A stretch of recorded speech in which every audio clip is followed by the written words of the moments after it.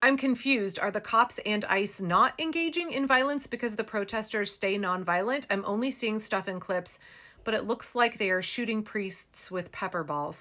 You're referencing here Pastor David Black, who's a Presbyterian minister in Chicago, who has been maced in the face, and there is currently a lawsuit that he's filed because he was shot in the head with a pepper ball while he had his hands in the air and was either praying or reciting scripture. There was nothing that was provoking it. He wasn't doing anything that was being seen as anything threatening.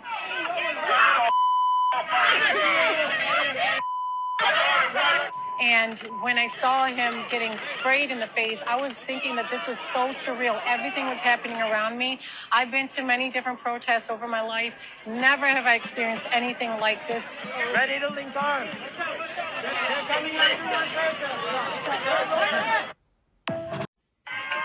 There was nothing that was provoking. He wasn't doing anything that was being seen as. Right, I believe this is the incident that you're referencing. So you said that you're confused here, so I really want to help clear this up. Engaging in nonviolent direct action, committing to nonviolent discipline, that does not in any way guarantee that the state will not be violent toward you. Nonviolence is a strategic tactic, but it is not something that is going to protect you from being brutalized by law enforcement, especially not from ICE. One of the things that I'm talking about in this series on nonviolence is how when we engage in nonviolent direct action and we utilize the tactics and the core principles of nonviolence, what we're actually doing is engaging in a PR campaign. This is theater on a global stage. You are performing to an audience of millions. The Trump regime is using all of their lies. They are propagandizing the American people. They are putting out all kinds of active disinformation about what is happening in Chicago, in Portland. They are trying to tell a story full of lies, to convince the American people that there are riots in our cities, that our cities are unsafe, that there's like fires burning all over Portland, right? They are lying consistently about what's happening. This is the propaganda game that they're engaged in. They are trying to tell a story that is complete and absolute bullshit.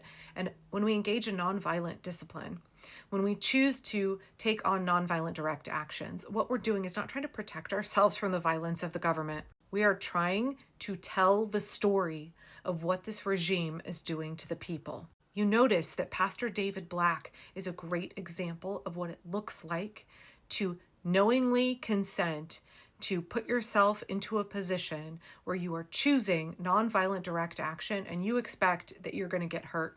If you are somebody who believes in nonviolence and you want to go protest down anywhere where ICE is in this country, you need to have first of all, you need to do a risk assessment and you need to have a realistic expectation of the level of violence that ICE is willing to commit, because as of right now, nobody is holding them accountable.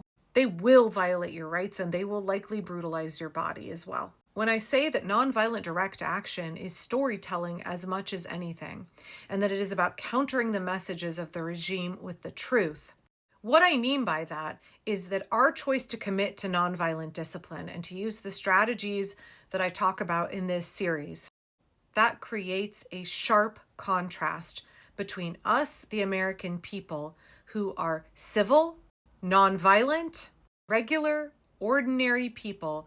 We are disabled Americans. We are veterans. We are grandmas and grandpas. We are members of the clergy like David. We are regular folks who are out here just trying to exercise our constitutional rights. We are very reasonable people. We are completely non-threatening. We don't have any interest in engaging in violence. What we want to do is make sure that the rule of law is upheld and that we protect our rights. This is part of the reason that what is going on at the ICE facility in Portland right now is so incredibly effective.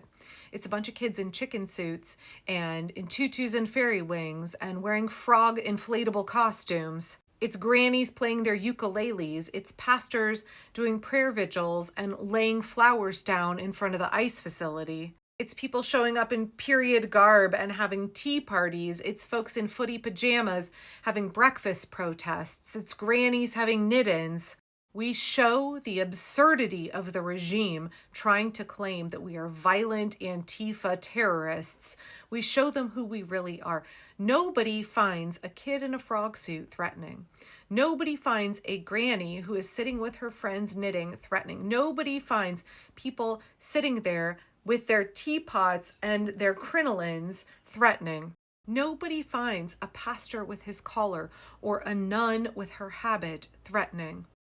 This is also the reason it's so powerful when we see veterans who are out there, especially our older veterans. One of the reasons that it's so powerful that our grandmas and grandpas who are out there with their walkers are so easily disproving the lies of the regime.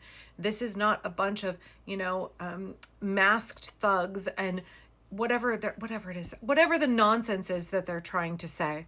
These are not terrorists. These are regular Americans.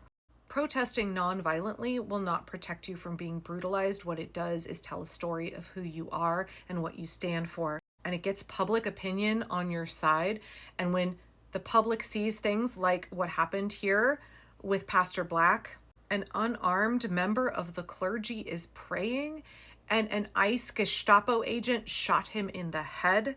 I'm telling you, that story is incredibly powerful when our goal is to turn public opinion against the regime by showing the American people how cruel, brutal, extreme, unhinged, and illegal Donald Trump and his ICE agents are. I cannot possibly overstate how powerful it is for us to communicate the reality of what is happening through nonviolent direct action. We disprove their lies. We highlight the contrast between us, regular, non-threatening Americans, and them, a brutal, extreme, violent paramilitary run by an out-of-control would-be dictator. This is how we build mass public opposition. This is how we build public outrage. This is how we stop them. But I don't want anybody right now to go into nonviolent direct action, especially against ICE, and think that that will keep you safe. It will not. This is why I have a whole section on risk assessment. You have to assess for yourself, what is your risk tolerance? How much are you willing to risk right now? Your body, your liberty, they could injure you. You could end up being arrested with trumped up charges. Are you a caregiver for an elderly relative? Do you have little kids at home? What is your risk tolerance? What is the risk threshold for you? What kind of work are you willing to engage in right now?